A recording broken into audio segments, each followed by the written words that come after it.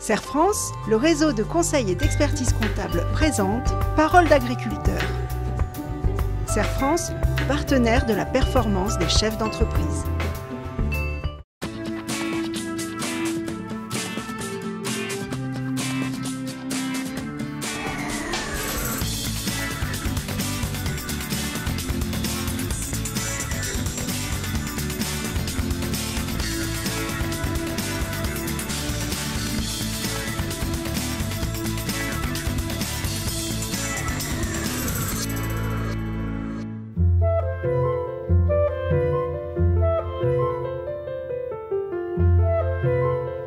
On s'est installé avec ma femme, on avait une vingtaine d'années, sur une exploitation de 28 hectares.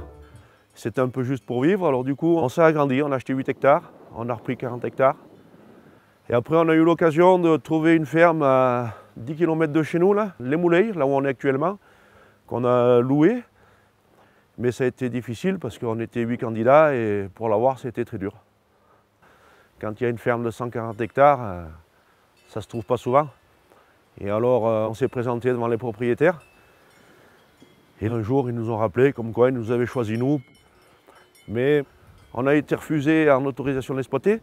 Moi je n'avais pas le diplôme. Alors du coup, comme en face on avait des jeunes diplômés, là, des jeunes agriculteurs, il m'a fallu faire une VAE, valider les acquis de l'expérience, pour pouvoir prétendre à mon installation en étant jeune agriculteur. Un jeune agriculteur, pour qu'il puisse s'installer, il est privilégié par rapport à un qui est déjà installé, qui a de la surface. Et puis voilà, quoi. C'est pour ça que nous, on a tout arrêté pour reprendre 140 hectares à location ici, quoi.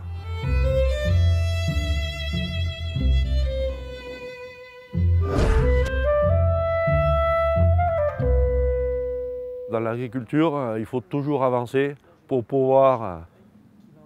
en vivre correctement, quoi. Et il faut toujours faire plus pour gagner plus. C'est un cercle vicieux, quoi. C'est une exploitation que je suis depuis plus de 15 ans. On a des fois fait des études pour se dire qu'au final, ce n'était pas une bonne idée parce qu'il n'y avait pas de rentabilité ou ça allait apporter trop de travail, trop de charges ou autre. Et donc on a été amené à ne pas candidater sur des terres. Quand on est arrivé au moulin, il y avait Mathieu, notre fils, là, qui avait 10 ans, mais qui aimait bien le métier déjà. On a racheté une deuxième exploitation qui était tout en lait. On voulait retraire. On portait le lait dans une laiterie et un jour on a dit il faut qu'on se lance à faire une fabrication. Alors on s'est mis à faire du sénectaire fermier. Mathieu qui va venir sans tarder sur l'exploitation avec nous, s'installer. Lui il va plutôt être sur le cheptel salaire pour améliorer la génétique et pour essayer de faire voir nos bêtes un peu en concours, quoi. Et avoir des retombées économiques pour vendre des reproducteurs ou des génisses ou ainsi de suite, quoi. Elles ont eu un an là. Les futures reproductrices. Yeah.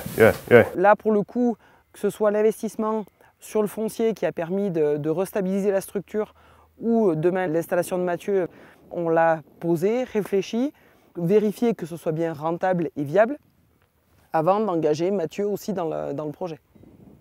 Chez nous, dans le Cantal, c'est vrai qu'il y a un rapport qui est assez irrationnel économiquement au terrain. L'attachement à la terre est assez viscéral. Donc dès qu'il y a un peu de terrain qui se libère, il y a tout de suite beaucoup de candidats. Donc les prix ont tendance à monter. On a des prix de terre chez nous qui sont bien plus chers que les terres de Limagne, où on fait de la culture de céréales, donc au nord de l'Auvergne. Alors que chez nous, on a des hivers qui peuvent être rigoureux et on va exploiter l'herbe pendant 6 mois de l'année au maximum. Donc c'est vrai que l'agrandissement, c'est une possibilité, mais ce n'est pas la seule.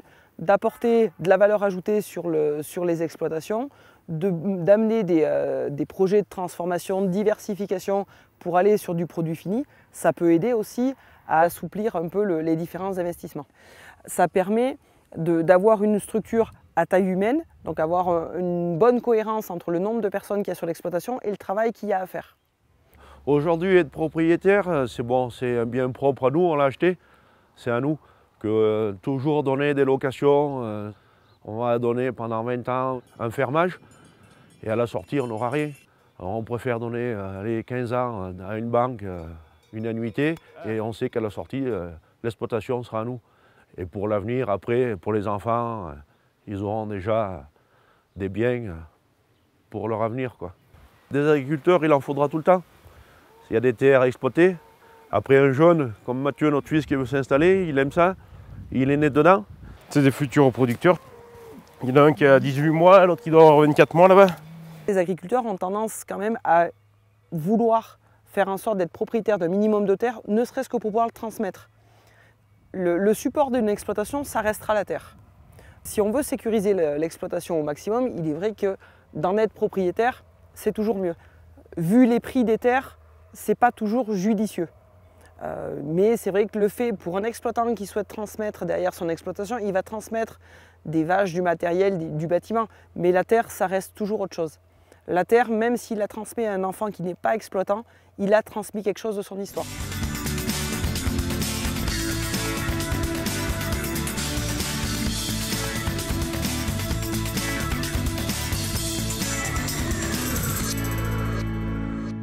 Serre France, le réseau de conseils et d'expertise comptable vous a présenté Parole d'agriculteur. Serre France, partenaire de la performance des chefs d'entreprise.